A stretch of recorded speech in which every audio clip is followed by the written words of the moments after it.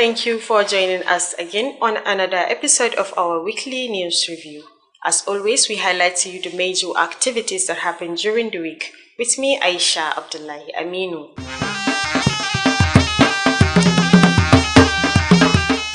During the week under review, we reported to you that the people of Sokoto State are set to receive financial assistance through a new federal government intervention program, targeting a total of 244,000 beneficiaries across the state's 244 wards. This initiative, led by the ruling All Progressives Congress APC administration, aims to provide 1,000 beneficiaries from each ward, thereby alleviating financial hardship among its citizens. Naziru Al-Hajisani reports. During a stakeholders meeting at Gaunama area, Sokoto State Governor Dr. Ahmed Aliyu expressed his gratitude to the federal government for its timely intervention. He highlighted that Sokoto has distinguished itself as a leader among other states in Nigeria. Governor Aliyu acknowledged the unwavering support from the APC leader Senator Aliyu Magatakar Damako, crediting him for his continuous guidance and assistance. Governor Aliyu urged stakeholders and community leaders to actively involve all citizens in local governance matters and promised that the project monitoring committee will oversee the ongoing development in their respective areas. Senator Aliyu Magatakar Damako in his remarks commended the governor for his dedication and empowering the citizens of Sokoto.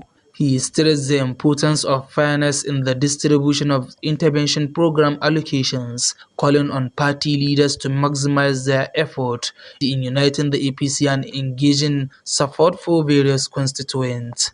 Honorable Haruna Sarkin Gobir Adiya, the state coordinator of the Renewed Hope Agenda, addressed stakeholders in the meeting aimed at informing the residents of Sokoto State about a special intervention program designed to empower over 244,000 beneficiaries across the state's 244 wards. The initiative rolled out by the federal government seeks to include all loyal party members in its outreach efforts. During the meeting, Adiya emphasized the importance of this program, stating that it is a significant opportunity for party loyalists and residents alike. The stakeholders meeting was attended by government officials. Naziru Al-Hajisani, Alu Tv News.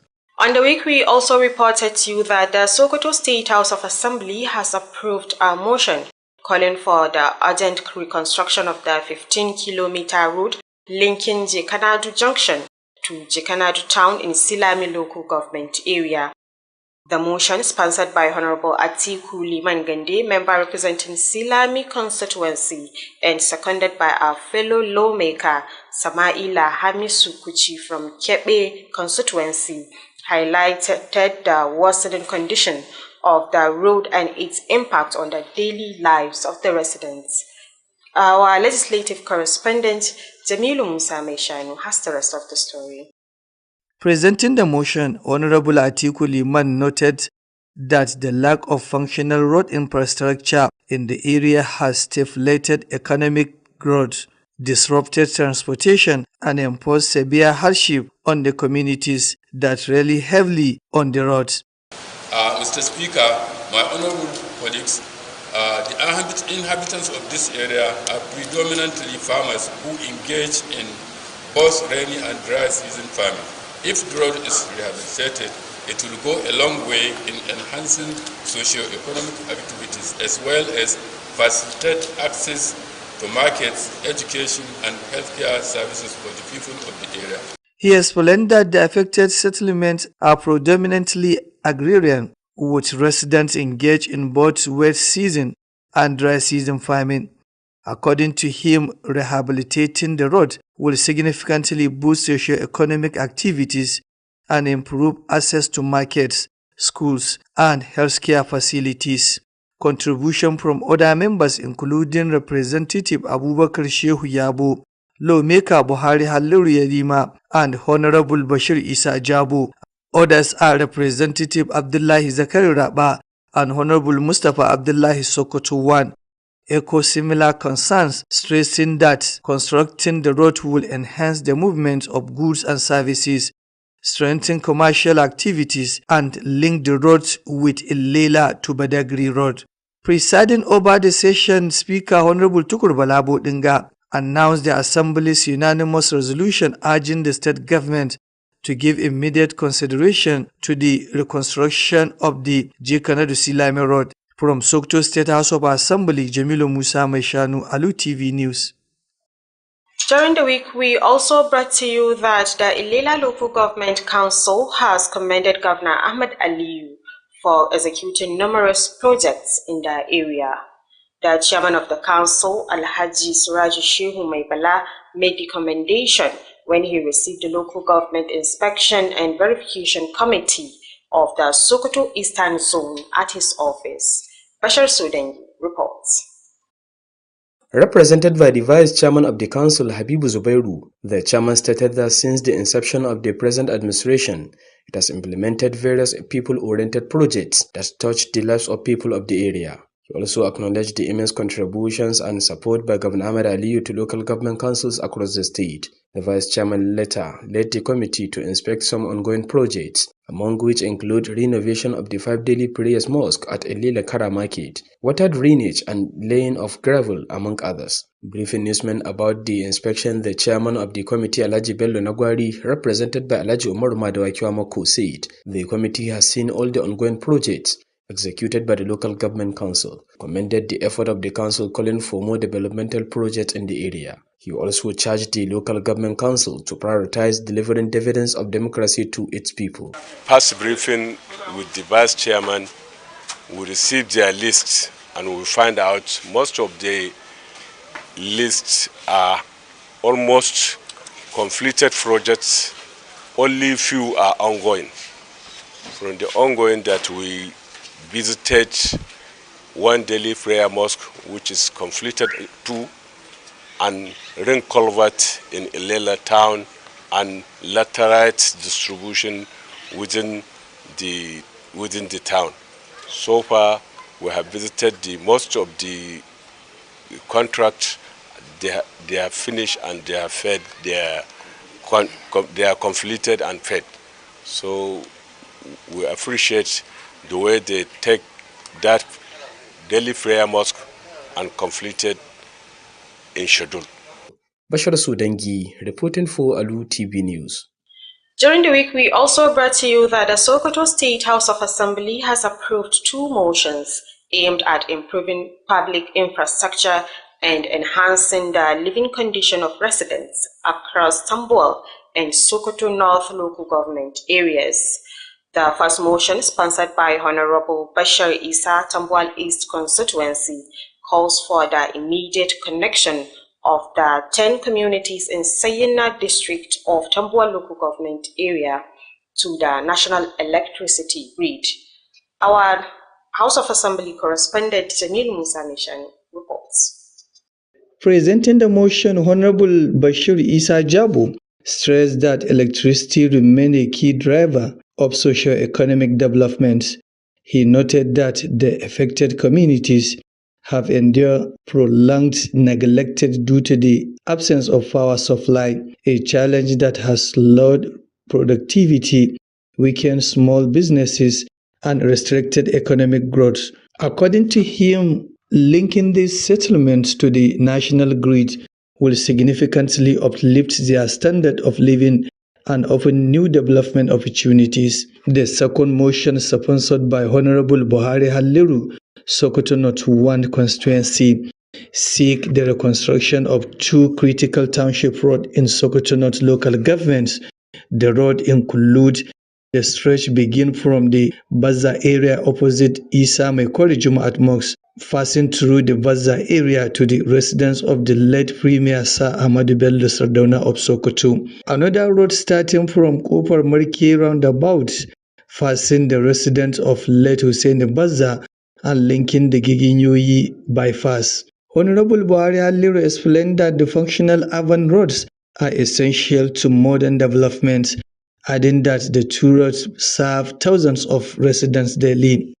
Lawmakers who contributed to the debates unanimously supported both motions and appealed to the House to formally urge to expedite action. In his ruling, Speaker Honorable Tukur Balabo Dinga announced the Assembly's resolutions calling on the Sokoto state government to provide electricity to the 10 Sanyina communities and ensure the reconstruction of the two strategic roads in Sokoto North. Jamilu Musa Mashanu from Sokoto State House of Assembly, Alu TV News. On the week, we also reported to you that the Sokoto State Community Guard Corps (CGC) has paid a strategic visit to Gwedaba local government area as part of ongoing effort to enhance community-based security across the state. The CGC deployment was part of our broader strategy to strengthen community-based security and restore trust among local residents in Gwedabawa, an area long troubled by security challenges. Ibrahim Ahmed Aikin Allah will tell us more. The state commander of the Corps, Colonel Musa Allah Idris, retired, reiterated that the mission is to complement the police and other security agencies in tackling the security challenges in the state. The purpose of the visit is just to encourage the personnel of Sokoto State Community Guard so that they cannot relent on their effort. It is good to go around and give them a word of encouragement based on the recommendation we have from the communities. We are always grateful to the Sokoto State government, His Excellency Dr. Ahmad Ali Sokoto, PhD, FCNA, for providing all the logistics and necessary requirements that will enable us carry out our responsibilities. The delegation, led by senior officials of the Community Guard Corps, met with traditional rulers, community leaders, and local security stakeholders to discuss security challenges and reinforce collaboration aimed at safeguarding rural communities. During the visit, the Community Guard Corps affirmed its commitment to supporting local vigilante structures, improving intelligence gathering, and promoting peaceful coexistence in Gweraba and its surrounding communities. Community leaders appreciated the visit, describing it as timely and essential in addressing emerging security concerns. Ibrahim Ahmed Aikin Allah, Alu TV News. During the week under review, we also reported to you that the Sokoto state government has test-run the main operational plant of its independent power project ahead of the project's official handover. The State Commissioner for Energy and Petroleum Resources, Sanusi Umar Danfulani, supervised the exercise shortly after an inspection tour of the ministry's ongoing projects. While inspecting the water board project approved by the Governor of Sokoto State, the Commissioner for Energy and Petroleum Resources, Sanusi Umar Danfulani, stated that the initiative aims to alleviate the long-standing problem of water shortages facing the state. The Commissioner assured that upon completion of the mini solar grid, the issue of water scarcity will become a thing of the past. So far, we have seen the site has already been set up and some equipment has started arriving, and very soon the issue of water supply in Sokoto State will be a thing of the past. The General Manager of the Sokoto State Water Board, Engineer Aminu Haruna Mikaelu, said Governor Ahmad Aliyu has approved the supply of 4.2 megawatts of power to the Water Board for its operations. He noted that for years the state relied on the national grid, which came with several challenges, but the new project is expected to put an end to those setbacks. We have made proposal for His Excellency to consider, and he has magnanimously considered it and approved the contract for the supply of 4.2 megawatts, which will be adequate for the whole of our water system. The Commissioner also supervised the newly completed solar plant at the Sokoto Electricity Supply Facility, a project executed with support from the Sokoto State Government under the current administration alongside the contributions of Senator Aliyu Magatakarda Wamako. Engineer Abubakar Chikashehu, Director of Electrical, explained that Previously abandoned machines have now been repaired. Main station there, we tested our own current cable up to the main plant here. Well, okay, it's okay. He added that tests show improved power output and that the state is expected to have about 38 megawatts after the project's completion, an upgrade from the previous supply level. The inspection visit was further extended to Gwedaba local government area to assess another power supply project for the community, which had been neglected for years due to various challenges. With government intervention, the electricity supply has now been restored. Some beneficiaries expressed their gratitude, noting that the restored power will greatly improve their daily lives. Aisha Abdullahi Aminu, Alu TV News. Meanwhile, we also reported to you that the residents of Benji local government area has given a pass mark to the council chairman, Alhaji Dukko Nabunkari Jamali, for the vast number of projects recently executed across rural communities. Their commendation followed a working visit to several parts of the local government undertaken by our reporter Aminu Al-Husseini Amanawa to inspect both completed and ongoing projects initiated by the Benji Local Government Council. This report. Projects executed under the current administration of Alhaji Dukko Nabunkari Jamali include the reconstruction of the Samama and Gidan Nigeria Jumaat mosques, both of which have long served as central places for worship for their respective communities. The chairman also oversaw the construction of a new Islamia school in Gidan Joga, aimed at enhancing access to Islamic education for children and youth in the area. In addition, significant security-related projects were completed, such as the reconstruction of new police station in Jamali. Residents described the project as a vital step towards improving safety and strengthening law enforcement presence within the community.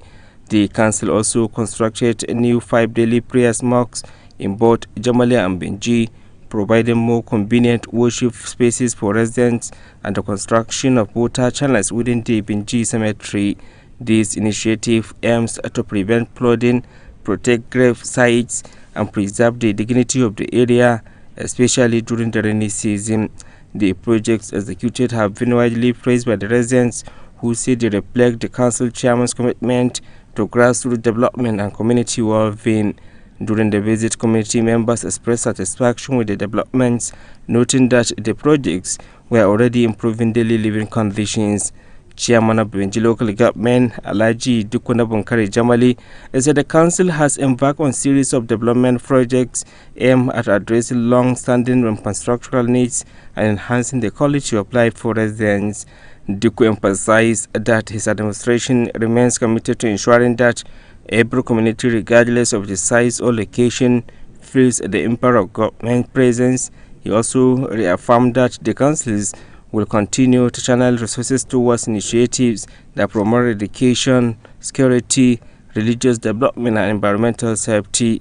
He further called on residents to support the government's effort by safeguarding public infrastructure and maintaining unity within the local government, applauding APC leader in the state, Senator Aliyu Magataka Dawamoku, and Governor Ahmad Aliyu for their support and opportunity towards serving the people of Benji local government. Aminu Al-Husseini Amanawa, reporting for Alu TV News. Still on the week, we brought to you that the Commissioner for Local Government and Chieftaincy Affairs in Sokoto State, Honorable Ibrahim Dadi Adari, has advised local government chairmen in the state to intensify their efforts in improving the working conditions of their staff and to implement legacy projects that will positively impact the lives of their constituents. Our reporter, Abubakar Tauba, reported that the commissioner made this appeal during an interview with Alu TV News shortly after the official commissioning of the renovated administrative office of the Wurno local government chairman and the local government secretariat, all of which were undertaken by the current chairman of the local government, Honorable Abba Sadiq Isa Achida. His report.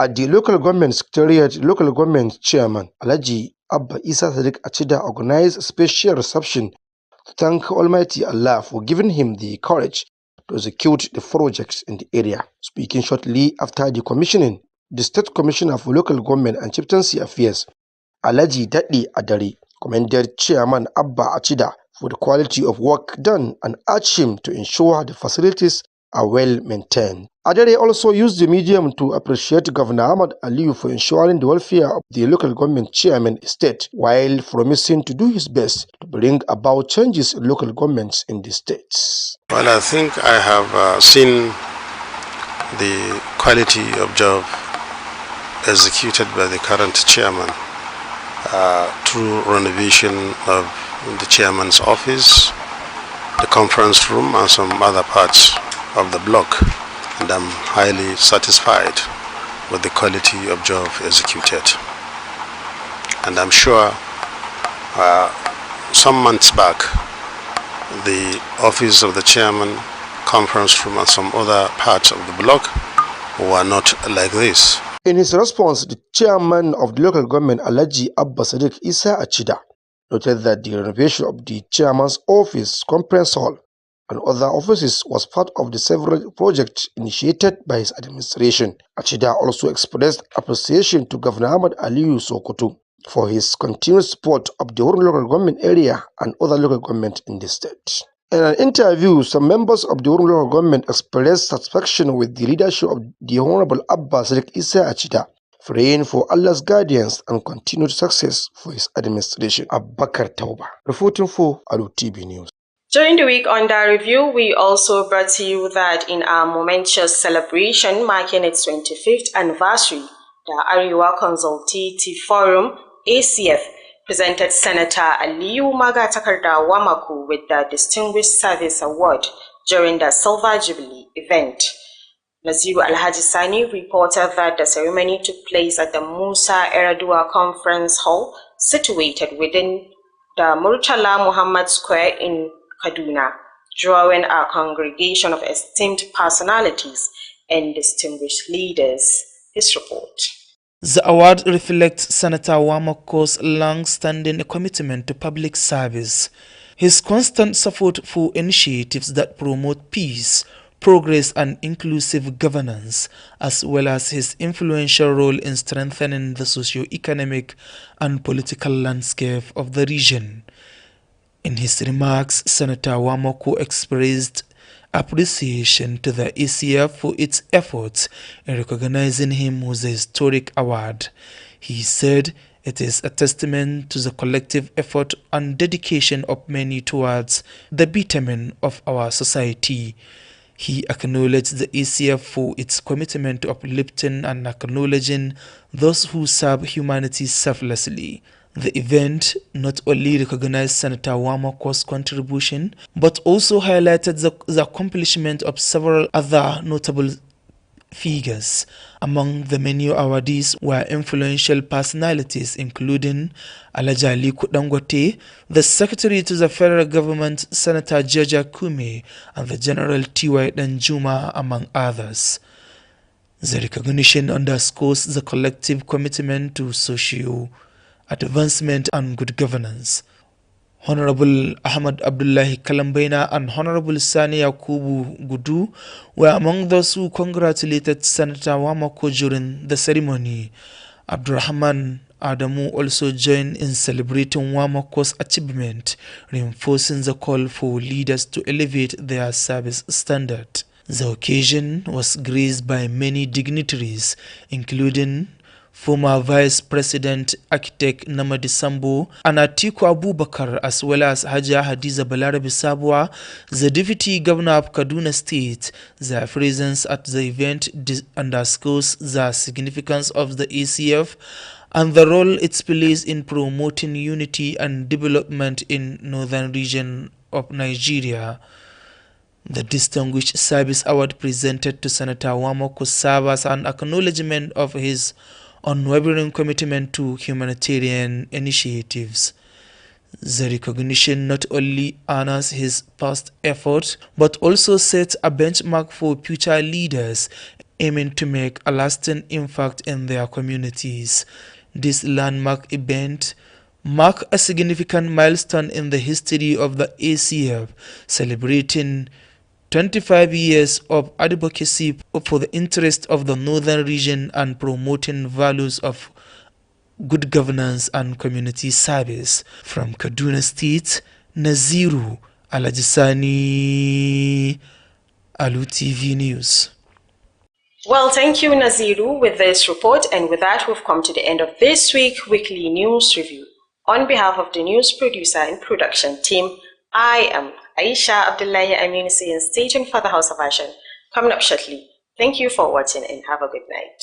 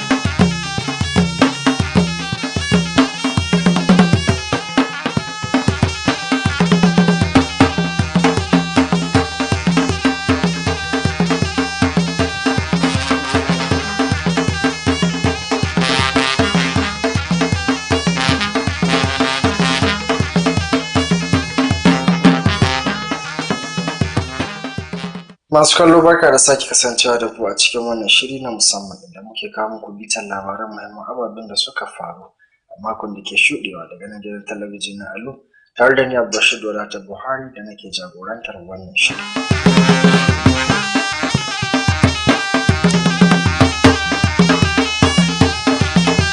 Ta wannan makon ma kamar kullum mun labarta muku cewa al'ummar jihar Sokoto sun shirya tsaf domin amfana da wani tallafi na kuɗi daga gwamnatin tarayya wanda ake sa ran kimanin mutum 244 za su amfana a ɗaukacin mazaɓu 244 da ke jihar Sokoto. Da wakilinmu Naziru Alajisani ɗauke da cikin wannan rahoton. A yayin gudanar da zaman tattaunawar wanda ya wakana a unguwar Gawun Nama, gwamnan jihar Sokoto Ahmad Aliyu ya bayyana godiyarsa ga gwamnatin tarayya bisa ga wannan shiri da ta kawo wanda ya ce ya yi daidai da lokaci. Kazalika ya bayyana cewa jihar Sokoto ta yi zarrawa sauran jihohi a Najeriya inda ta mayar da hankali wurin inganta jin daɗin al'ummarta. Gwamna Aliyu ya yaba da ƙoƙarin jagorancin Sanata Aliyu Magatakarda Mako musamman kan kulawarsa da shawarwarin da yake bayarwa. Wannan shiri dai ana tsammanin za a ƙaddamar da shi a cikin watan Janairun shekara mai zuwa wanda zai zama wani mataki mai muhimmanci wurin inganta rayuwar al'ummar jihar Sokoto. Gwamna Aliyu ya buƙaci masu ruwa da tsaki da shugabannin al'umma da su tabbatar an saka 'yan jiha a cikin tsarin jagorancin ƙananan hukumomi. Sanata Aliyu Magatakarda Mako a cikin jawabinsa ya yaba da ƙoƙari da dagewar gwamna Ahmad Aliyu Sokoto wurin tallafawa al'ummar jihar Sokoto. Haka ma ya jaddada buƙatar yin adalci wurin rabon waɗannan kayayyakin inda yayin da ya kira ga shugabannin jam'iyya da su ƙara ƙoƙari wurin haɗa kan 'ya'yan jam'iyya da taimakawa 'yan yanki. Da gina gwamnan jiha yana kan bakin yi ne. Ba wasu ya ce Allah ya soka tuntuwa ya ka baka. Duka ne muna cin kai da kawo sai ga wannan program ya faɗo Jonas. Amma gwamna ya yi masu ba shawara kusan 1000 an kai a kotun gwamna. Wani wanka ce kotun gwamna. Ya gama 1000 kenan. A wannan mataki dai al'ummar jihar Sokoto na da tsammanin cewa jihar za ta ƙara samun ci gaba musamman a ɓangaren tattalin arziki da ci gaban jihar. A cikin nashi jawabi kan kammala taron, Honorable Haruna Sarkin Gobir Adiya, wanda kuma shine jami'in shirin na jiha, ya bayyana wa masu ruwa da tsaki cewa wannan zaman na da matukar sanar da al'ummar jihar Sokoto kan wannan sabon shiri da aka fito da shi da akalla mutane 244 ne za su amfana da shi a dukkanin mazaɓu 244 da ke a faɗin jihar. Naziru Alhaji Sani, labaran Alu Tv. So a zauren majalisar dokoki kuwa mun labarta muku cewar majalisar dokokin jihar Sokoto ta amince da a gina titi mai tsawon kilomita 15 a karamar hukumar mulkin Silame. Wakilinmu na zauren majalisar dokoki Jamilu Musa Mashanu yana ɗauke da ƙarashin wannan rahoton. Yayin gabatar da ƙudurin, Honorable Atiku Liman ya bayyana cewa rashin ingantaccen titin sufuri a yankin ya daƙile ci gaban tattalin arziki, ya takaita zirga-zirga, tare da jefa al'ummomin da ke dogaro da hanyar cikin mawuyacin hali. Ya yi bayanin cewa al'ummomin da lamarin ya shafa mafi yawansu manoma ne, suna gudanar da harkokin noma na damina da kuma rani. A cewarsa, gyara hanyar zai taimaka matuƙa wajen farfaɗo da harkokin tattalin arziki, tare da inganta samun damar zuwa kasuwanni, makarantu da cibiyoyin kiwon lafiya. Inje Kanadu gari ne wanda yake kunshi manoma, 'yan kasuwa da dai sauran abubuwa. Sannan akwai wurin zakulo albarkatun ƙasa idan hanyar nan tana da kyau. Sannan wannan hanya an yi ta shekara 25 da suka wuce. Sauran 'yan majalisar da suka ba da gudunmowa a tattaunawar, ciki har da ɗan majalisa Abubakar Shehu Yabo da kuma ɗan majalisa Buhari Aliyu Rima da Honorable Bashir Isa Jabo. Haka ma ɗan majalisa Abdullahi Zakari Raba da Honorable Mustapha Abdullahi na Sokoto ta Kudu ta ɗaya sun yi ƙarin bayani kan matsalar, inda suka jaddada cewa sake gina hanyar zai inganta sufuri na kaya da kuma mutane, ya ƙarfafa harkokin kasuwanci, tare da haɗe hanyar da ta Illela zuwa Badagry. A yayin jagorantar zaman, kakakin majalisa Honorable Tukur Bala Bodinga ya bayyana matsayar majalisar da cewar ta amince baki ɗaya da yin kira ga gwamnatin jihar da ta fara aikin sake gina titin Jakanadu da ke ƙaramar hukumar Silame. Ƙarshen rahoton kenan daga majalisar dokokin jihar Sokoto. Jamilu Musa Mai Shanu, labaran Alu Tv. So ana mun labarta muku cewar shugaban karamar hukumar mulkin Illela na jihar Sokoto ya yi jinjina zuwa ga gwamnan jihar Sokoto Ahmed Aliyu bisa ga gudanar da ɗimbin ayyukan ci gaban al'umma da ake yi a faɗin jihar baki ɗaya a lokacin da kwamitin da ke sanya ido ga gudanar da ayyukan gwamnati ya zarci karamar hukumar. Wakilin Bashir Sodangi da cikin wannan rahoton. Da yake samun wakilci daga mataimakinsa Habibu Zubairu, shugaban karamar hukumar ya bayyana cewar tun daga lokacin da gwamnati mai ci yanzu ta ɗare madafun iko, ta gudanar da ayyuka daban-daban da suke da nasaba da inganta rayukan al'umma a yankin. Haka zalika ya gode ma irin gudunmuwa da tallafin da gwamna Ahmad Aliyu yake baiwa ƙananan hukumomi a faɗin jihar nan. Mataimakin shugaban daga bisani ya jagoranci kwamitin domin ziyartar wasu ayyuka da suke gudana, waɗanda suka haɗa da gina masallacin Hamsu Salawatu a kasuwar Kara da ke Illela, aikin gina magudanar ruwa da kuma zuba tsakuwa akan hanyoyi a cikin garin na Illela da dai sauransu. Muna ba da tabbaci cewa Allah ya so za mu ci gaba da ɗabbaka waɗanga ayyuka a kowane lokaci insha Allah. Da ke zantawa da manema labarai dangane da ziyarar shugaban kwamitin, Alhaji Bello na Gwari, wanda ya samu ilci daga Alhaji Umaru Madawakiwa Makku, ya bayyana cewar kwamitin ya ga dukkanin ayyukan da suke gudana wanda karamar hukumar mulkin ke gudanarwa. Haka ma ya yaba ma kokarin karamar hukumar bisa ga gudanar da waɗannan ayyukan, inda ya buƙaci da su ƙara gudanar da ayyukan da suke da nasaba samar da ci gaba a yankin. Prayer Mosque gaskiya is quite okay.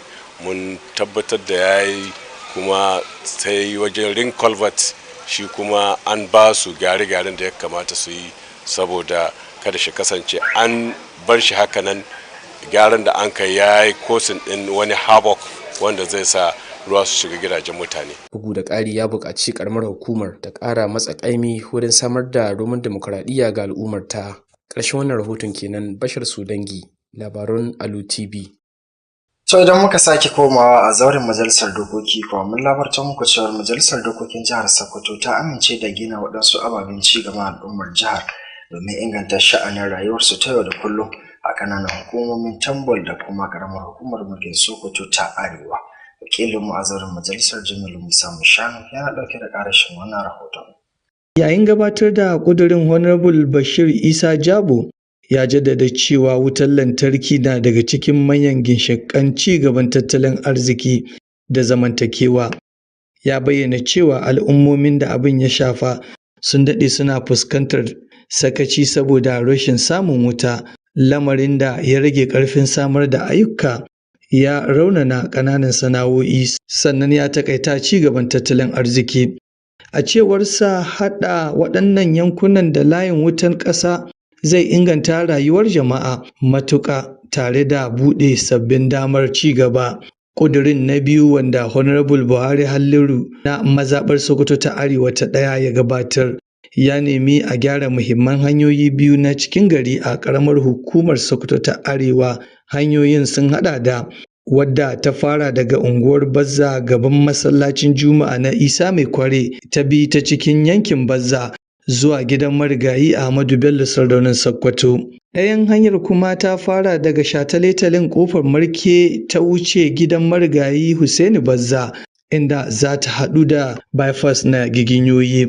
Honorable Buhari Halliru ya bayyana cewa hanyoyin cikin gari masu aiki yadda ya kamata su ne ginshiƙan ci gaba na zamani, yana mai ƙarawa da cewa dubban mazauna yankin ke amfani da waɗannan hanyoyin a kowace rana. 'Yan majalisar da suka tattauna kan batun sun goyi bayan dukkan ƙudurorin tare da roƙon majalisar da ta yi kira ga gwamnatin jiha da ta hanzarta aiwatar da su.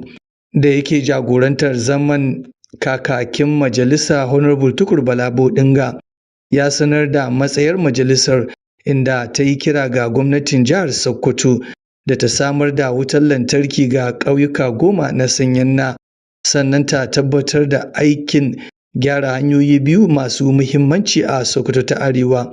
Ƙarshen rahoton kenan. Jamilu Musa Mai Shanu, labaran Alu TV. To don muka waya a bangaren tsaro kuwa mun labarta muku cewa hukumar nan ta tsaron al'umma ta jihar Sokoto wato State Community Guards Corps a kokarin da take yi wurin ganin cewa an ƙara ƙaimi ga al'ummar domin samar da kyakkyawan tsaro, ta kai ziyara a ƙaramar hukumar mulkin Gwadabawa domin ganin yadda za a haɗa kai ganin an samar da ingantaccen tsaro ga al'ummar jihar baki ɗaya. Wakilinmu Ibrahim Ahmad Aikin Allah yana tare da ayarin kuma gashi da ƙarashin wannan rahoto. Kwamandan hukumar ta Community Guard Kanal Musa na Allah mai ritaya ya jaddada cewa manufarsu ita ce su tallafa wa 'yan sanda da sauran hukumomin tsaro wajen magance matsalolin tsaro a jihar. Mu ƙara musu ƙarfin gwiwa a kan iya ƙoƙarin da suke yi, ba ma so su huta, so muka su ci gaba da yadda suke yi domin jama'a su samu ƙarfin gwiwa na cewa muna nan daram yanda muke. Ƙwarai da gaske. Saboda suna aiki na 'yan uwanmu kuma suna samun lada, bayan haka kuma ana ba su abin da ya kamata, gwamnati na ba su don su ji daɗin aikinsu. Kuma na yi tambaya da ina wurin na ce tsakani da Allah akwai wanda ba a ba abin da gwamnati saba tana bada tun farko har bisa yau. Kowa ya tabbata min ana badawa, babu wanda ya ce a'a. Don haka alhamdulillahi muna godiya kwarai da gaske, saboda tun yadda tun kafa wannan wurin yadda ake muna taimako ba a fasa ba har bisa yau din nan. Don haka iyakanmu godiya, mu ko muna fatan addu'a ga jama'a su ba mu karfin gwiwa mu ci gaba da yadda muke yi insha Allah. Kamar yadda na faɗa, su ci gaba da ya kokarin da mun ka saba muna gaya musu su yi, kada wanda ya gaji akan abin da ake yi. a samu a ci gaba. Shi yasa ko muka zuwa muna ƙara musu ƙarfin gwiwa domin a ci gaba. Tawagar dai karkashin jagorancin mayan jami'an hukumar ta community guard ta gana da sarakunan gargajiya, shugabannin al'umma da masu ruwa da tsaki a harkar tsaro na yankin domin tattauna matsalolin tsaro tare da ƙarfafa haɗin kai don kare al'ummomin karkara. A lokacin ziyarar, hukumar ta community guard ta tabbatar da ƙudurinta na tallafawa tsarin jami'an tsaro na yankunan, inganta tattara bayanan sirri da kuma inganta zaman lafiya a cikin ƙaramar hukumar Gwadabawa da kewaye. Shugabannin al'umma sun yaba da ziyarar, inda suka bayyana ta a matsayin mai muhimmanci kuma kan gaba wajen magance sabbin matsalolin tsaro. Ibrahim Ahmad Aikin Allah, labaran Alu Tv. So duka makon da ke karewa da mun labarta muku cewa ma'aikatar nan mai kula da makamashi da albarkatun ƙasa ta jihar Sokoto ta yi gwajin cibiyar da za ta samar da wuta mallakin jihar Sokoto gabanin gabatar da aikin wutar zuwa ga gwamnatin jihar baki ɗaya domin soma aiki ga faɗin al'ummar jihar. Wakilar Maisha Abdullahi Aminu tana ɗauke da ƙarashin wannan rahoto. Yayin duba aikin hukumar ruwa da gwamnatin jihar Sokoto ta amince da shi, kwamishinan ma'aikatar makamashi da albarkatun man fetur Sanusi Umar Dan Fulani ya bayyana cewa wannan shiri na da nufin rage matsalar karancin ruwa da aka dade ana fama da shi a jihar. Kwamishinan ya tabbatar da cewa da zarar an kammala aikin tsarin samar da wutar lantarki na hasken rana wato mini solar grid, matsalar karancin ruwa zai zama tarihi. Shugaban hukumar ruwa ta jihar Sokoto, Injiniya Aminu Haruna Mika'ilu, ya ce Gwamna Ahmad Aliyu ya amince da samar da megawatt 4.2 na wutar lantarki ga hukumar ruwa domin gudanar da aikinta yadda ya kamata. Kuma za a sa manyan baturuka ya zama dare da rana muna iya operating ɗin kayayyakinmu. Yana daga cikin matsalolin da in an shawo kansu da yadda Allah mutane za su ga nasara, za su ga cigaba insha Allah. Ya bayyana cewa tsawon shekaru jihar tana dogaro ne kawai ga wutar lantarki na ƙasa, wanda ke ɗauke da ƙalubale da dama, amma ana sa ran sabon aikin zai kawo ƙarshen waɗannan matsaloli. Kwamishinan ya kuma duba sabuwar tashar samar da wutar hasken rana da aka kammala a cibiyar samar da wutar lantarki ta Sokoto. Aikin da aka gudanar tare da goyon bayan gwamnatin jihar Sokoto na wannan lokaci tare da gudunmawar Sanata Aliyu Magatakardawa Mako. Mun samu haɗin kai da goyon bayan mai girma gwamna Ahmed Aliyu wanda ke shugabantar wannan gwamnati mai albarka. Duk abin da muka bukata game da wannan wuri ya bamu. Daraktan samar da wutar lantarki Injiniya Abubakar Cika Shehu ya bayyana cewa wasu daga cikin injimukan da suka bar amfani an gyara su. Ya ƙara da cewa sakamakon gwaje-gwaje ya nuna ƙaruwar yawan wutar da ake samarwa, kuma ana sa ran jihar za ta sami kusan megawatt 38 bayan kammala aikin, wanda ya zarce matakin da aka saba samu a baya. Haka kuma, tawagar ta ci gaba da ziyarar duba aiki zuwa ƙaramar hukumar Gwadabawa domin tantance wani aikin samar da wutar lantarki da aka yi watsi da shi shekaru da dama saboda matsaloli daban-daban, wanda a yanzu da sa hannun gwamnati an samu nasarar dawo da wutar a yankin. Wasu daga cikin masu cin gajiyar aikin sun yi godiya, sun bayyana cewa dawo da wutar zai inganta rayuwarsu ta yau da kullum. Sanadiyar samun wuta ya samu muka samu sauƙi ga sayan mai. Aisha Abdullahi Aminu, labarun Alu Tv. So anan ma dai mun labarta muku cewar daukacin al'ummar karamar hukumar mulkin Binje sun yi amannar cewa shugaban karamar hukumar tasu ya sake tsayawa domin ganin cewa ya ƙara samar musu ababen ci gaban rayuwa da yake yi a kowane lokaci. Wannan kuwa yana zuwa ne biyo bayan wakilin Aminu Al-Hussein Amanawa da ya takara da karamar hukumar domin ɗauko ababen ci gaba da shugaban ya samar a karamar hukumar. Ga rahotonsa.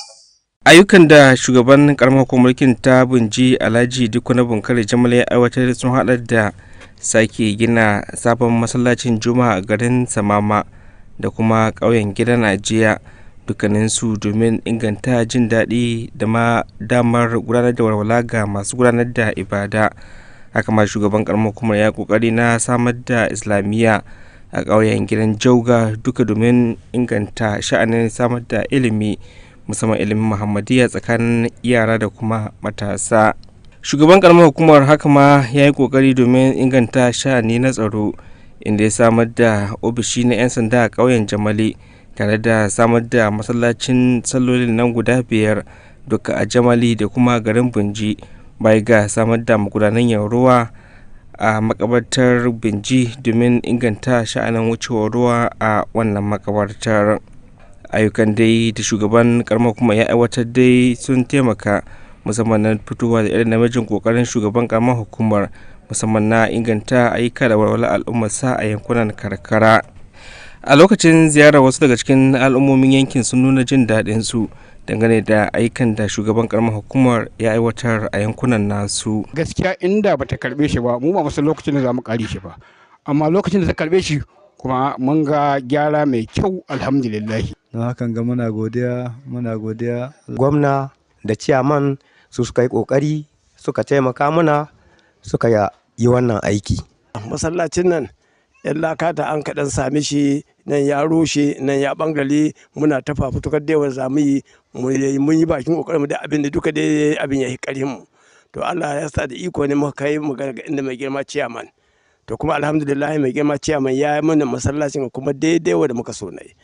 Shi ma da yake tsokaci, shugaban karamar hukumar mulkin Alhaji Dukku Bankare Jamale ya bayyana cewa karamar hukumar ta dukufa wajen aiwatar da ayyukan ne domin ganin cewa suna daga cikin bukatocin abubuwan da al'umman ke bukata. Shawarorin su muka dauka bisa ga abin da muka samu, mu tabbatar da ban mu kashe shi gaban zaba, mun sa shi ta hanyar da ta dace.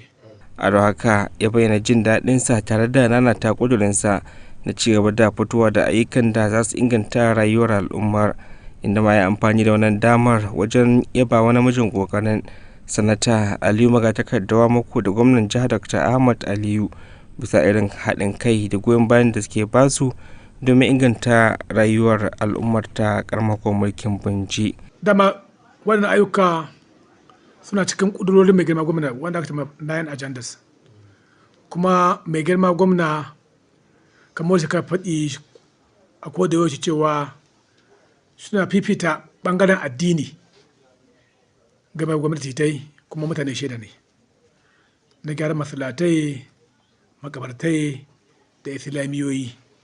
Ƙarshen rahoton kenan. Aminu Alhussein Amanawa, labarun Alu TV. So duka dai a makon da ke kariya mun labarcin muku cewa kwamishinan lamuran ƙananan hukumomi da masarautu na jihar Sokoto ya yi kira ga ɗaukacin shugabannin ƙananan hukumomin jihar Sokoto da su ci gaba da zage damtse da aiki tukuru domin ganin cewa sun samar da ingantaccen ayyukan da za su bunƙasa rayuwar al'ummar jihar domin ganin cewa sun samar da ayyukan da za su bunƙasa rayuwar al'ummar jihar baki ɗaya. Wakilin Abubakar Taba ya rawaito mana cewar kwamishinan ya wannan kira ne lokacin da ake kaddamar da sabuwar sakatariyar karamar hukumar mulkin Wurno a garin Wurno. Ga rahotonsa. Shugaban karamar hukumar Alhaji Abba Isa Sadiq Acida ya shirya gagarumar walima a sakatariyar karamar hukumar domin da ya gode ma Allah mai girma da ya ba shi damar gudanar da wa'annan ayyukan a cikin karamar hukumar.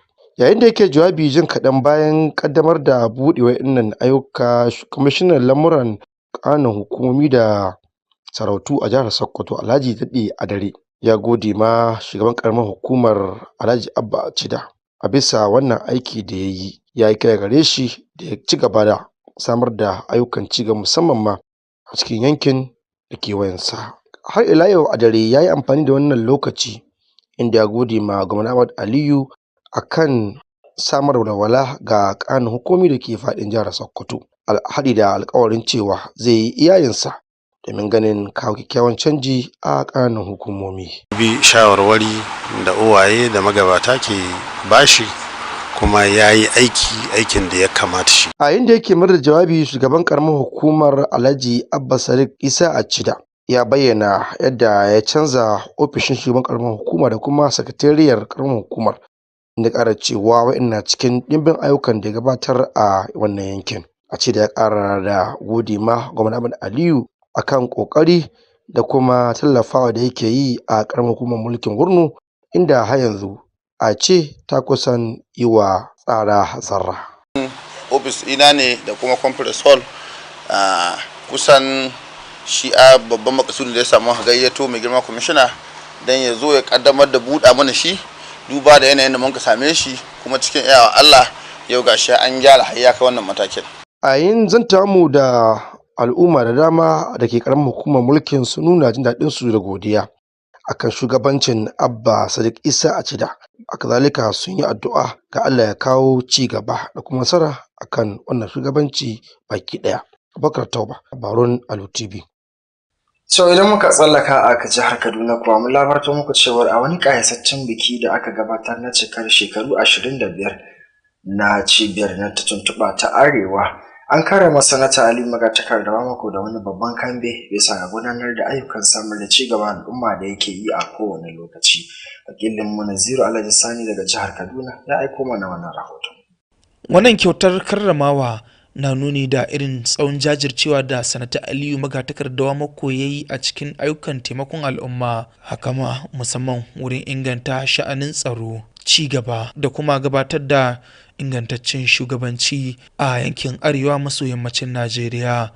A cikin jawabinsa, sanata Aliyu Magatakardawa mako ya godewa dandalin tuntuɓa na arewa bisa ga wannan karramawa da suka yi mishi mai ɗimbin tarihi. Kazalika ya bayyana cewa wannan ƙoƙari ne na kowa da kowa domin ci gaban al'umma. Haka ma ya ba da ƙoƙarin dandalin bisa ga wannan karramawa da suka yi wa wanda ke taimakon al'umma. A wurin wannan taro an karrama sauran masu ruwa da tsaki da dama wanda suka hada da Alhaji Aliko Dangote, sakataren fadar gwamnatin tarayya Sanata George Akumi da kuma Janar T.Y. Danjuma, haɗi da sauran mutane.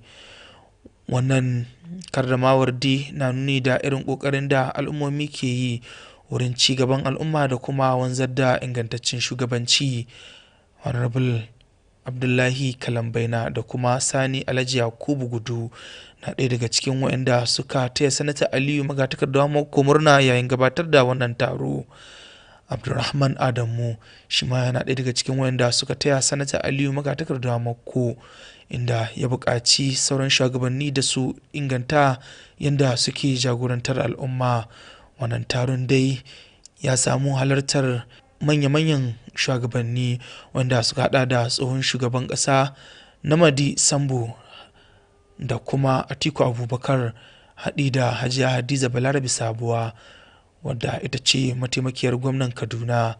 Wannan karramawa da aka yi wa sanata Aliyu Magatakardawa mako kan jajircewar wurin aikin al'umma na nuni da irin ƙoƙarin da yake da wurin fitowa da ayyukan da ke taimakon al'umma a kowane mataki. Wannan karramawa ba tana nuni da girmama sanata Aliyu Magatakardawa mako kawai ba, face zamuwa wani darasi ga shugabannin gobe domin taimakon al'ummarsu. Dandalin tuntuɓa na arewa daga Kaduna, Naziru Alhaji Sani, labaran Alu Tv. To duka iya abin da muka samu damar kama ku kenan a wannan makon, da fatar kun ji daɗin kasancewa da wannan shirin. Idan haka ne ku tambaye mu a wani mako domin jin muhimman ababen da za mu zo muku da su. A madadin waɗanda suke taimakawa domin ganin wannan shirin ya zo muku, Abdulrashid Wadatan Buhari nake cewa mu kasance wani mako idan Allah ya kai.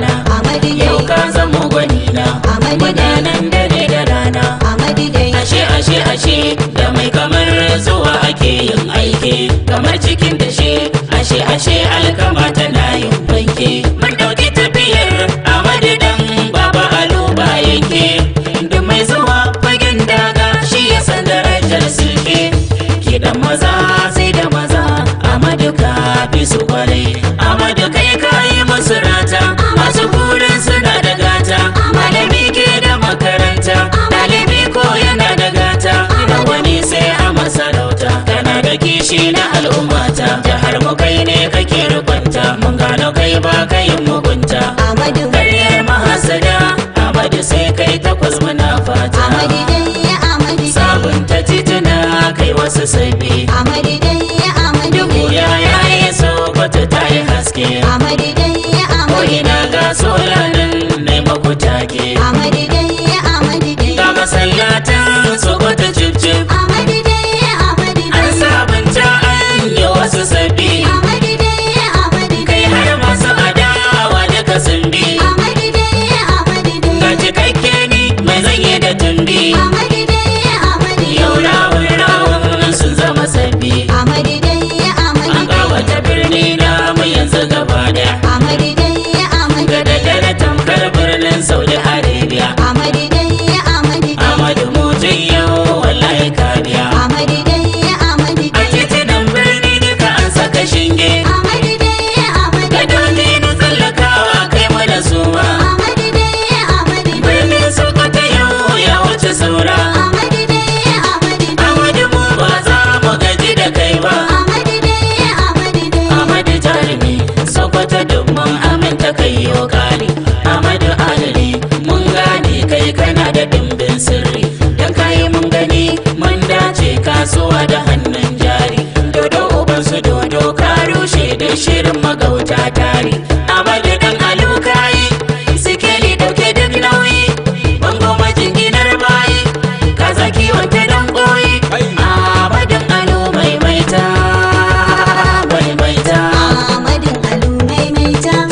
rabo ka kwashe gayya aljanna kai ka tara masoya Sokoto ka riga jagayya kyawun gyaɗa ashe ta yi koya aikin kware gare ka su koya ka yi wa yara da manya ga gwamna wanda baya buya da ya gane mu ko kan hanya kowa nasa yara da manya da kai ake daukar kaya ga fara'a da girmama manya al'amarinsa bai jayayya Amadu dan Alu mun gode ka kara yi ka je mun yarda da mu da kai a yau mun sade Allah albarkacin girmanka Allahu dan cikar sunanka domin girman al'arshi naka dan daraja ta manzo naka ka taimaka wa bawan naka ka kauda dukkanin makiyansa masu son ganin bayansa ka kara sa yayi musu nisa kun bar su rabu kar ka yi susa alhayyu alqayyum Allahu ka sa Amadu yayo maimaici Masu kallo bari in sanar da ku wani abu. Kafafen sadarwa na zamani ba wurare bane da ya kamata mu ringa amfani da su wurin yada almara da shaci faɗi. A'a, kafafe ne da ya kamata a ce muna amfani da su wurin koyon abubuwan da za su inganta iliminmu ko fasaharmu ko kuma koyon al'amuran da za su sauƙaƙe muna yadda za mu gudanar da rayuwarmu ta yau da kullum. Wannan saƙo ne daga hukumar gidan talabijin ta Alu Tv Najeriya a ƙarƙashin jagorancin shugaban gidan talabijin wato Bashar Abubakar. Sunana Naziru Alhaji Sani mai kula da sashen kafafen sadarwa na zamani. Ku ci gaba da kallon tashar Alu TV. Zaɓin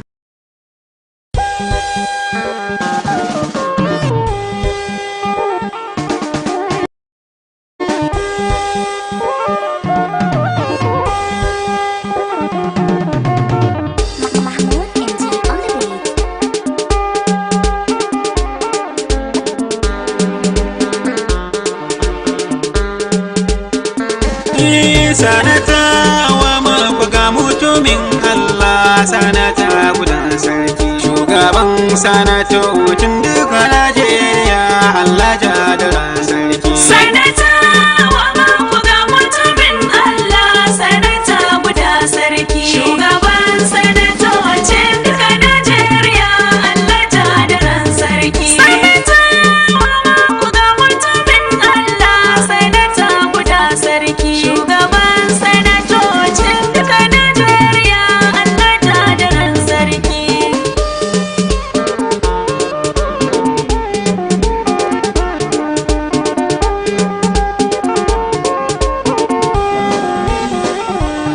da sunan ubangiji buwayi zan fara sanata gudan sarki salati ga annabi na zan kara sanata gudan sarki alaye mai riko da ku bai shan kura sanata gudan sarki sanata wa makusar dauna na biyu lakanin ka ne sarki sanata wa makuga mutumin Allah sanata guda sarki shugaban sanatocin duka Najeriya Allah ta da ran sarki mangala wena ji zaye da waya sanata gudan sarki tana sani tana wajen marajin kunya sanata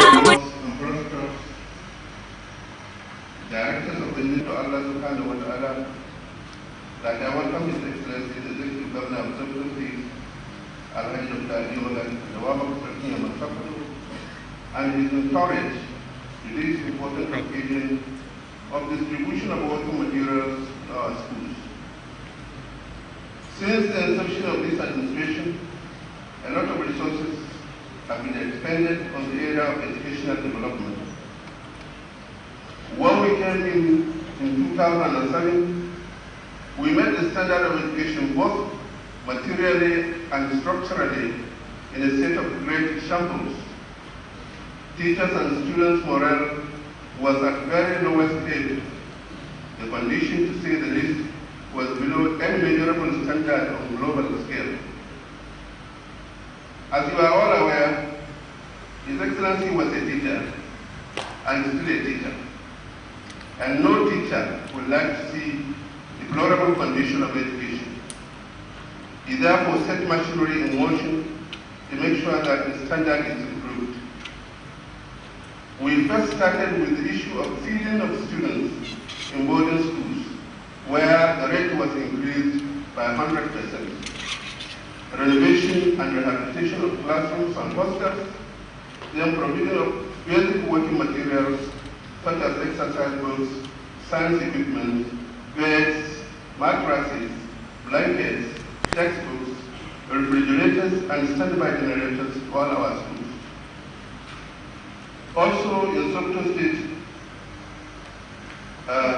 State was among the first 3 states in the Federation to implement the new teacher salary scale.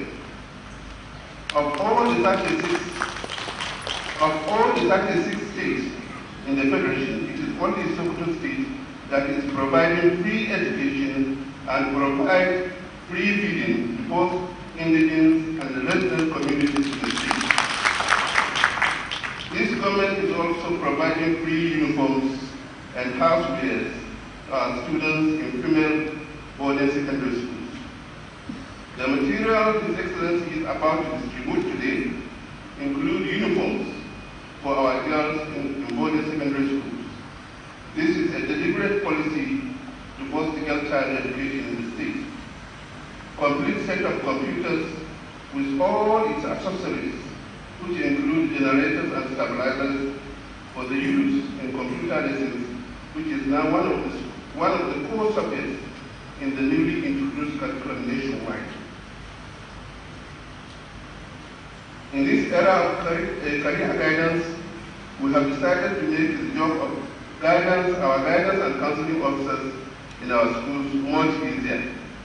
Hence, renovation of their offices and provision of refrigerators, fans, and furniture for these offices.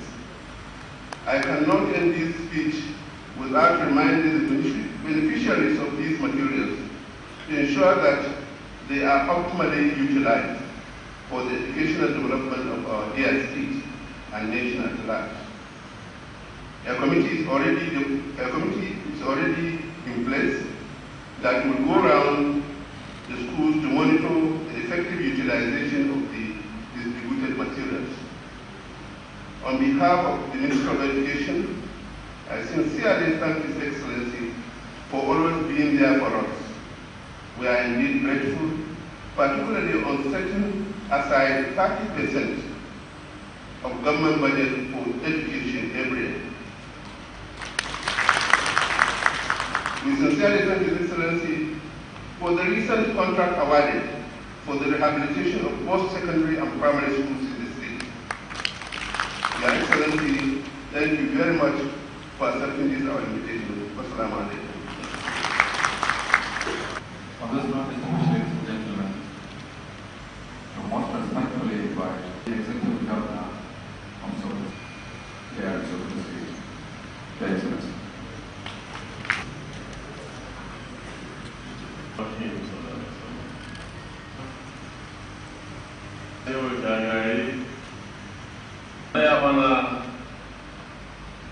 Once again stand forward this afternoon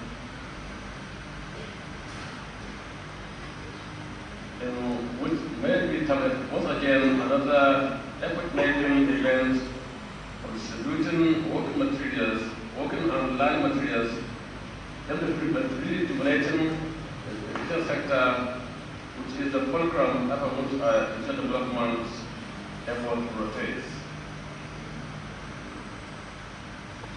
I'm indeed delighted to address you as parents, teachers, and educational administrators on whose shoulders the task of resuscitating education rests.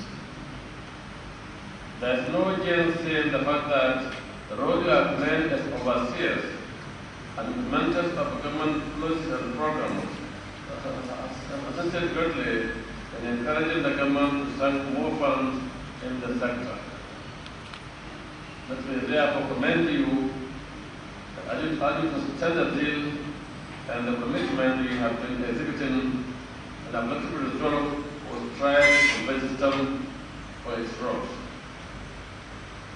I'm not unaware of what the government is doing to support education in the state. Since the state of administration in 2007, the government has given top priority both Western and Islamic education, and that was it allocated about 30% of its annual budget to the sector, thus meeting the minimum requirement of the United Nations budgetary allocation for developing countries.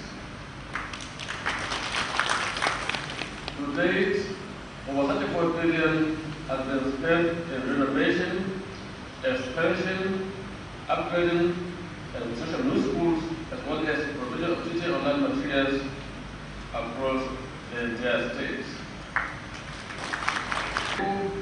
NAPTEP and NAPES or all candidate of their state of origin. Furthermore, in order to take the menace of Al-Madri, the state government has established a modern Sagaya Al-Madri Samia school at Kota Timber in the Shula Ottoman area, where pupils that Al-Madri are placed on a boil system, fed and clothes free, while plans are underway to establish more schools of this nature across the state, where Western and Islamic education are taught together simultaneously, and otherwise they are integrated. In the same vein, the state sponsored over 200 indigenous chief health institutions in Abuja, Zaria Academy, and Federal Science College here in Sokoto. Considering the teeming number of prospective qualified successful leavers that could not get admission in one universities and other federal universities in the country, we felt obliged to establish our own university, which is almost about to take up, inshallah, very soon.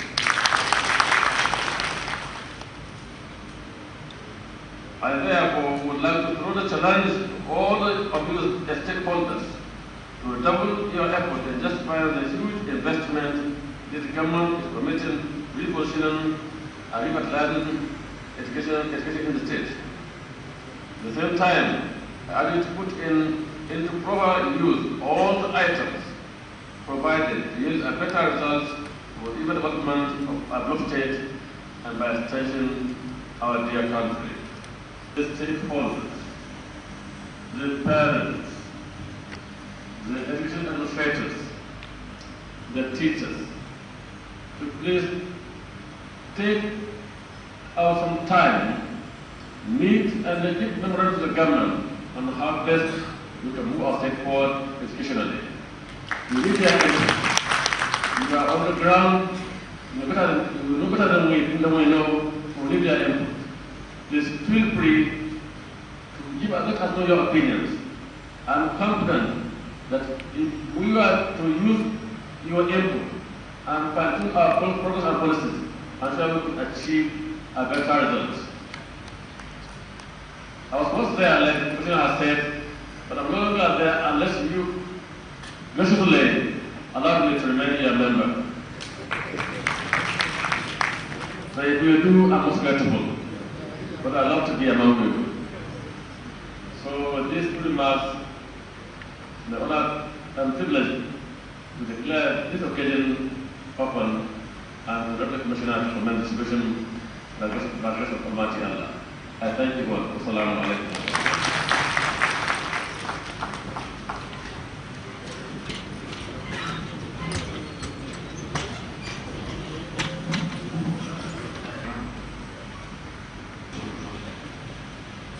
Keeping with the proper addition. And of course, the principle of all principles, they go with their harmony.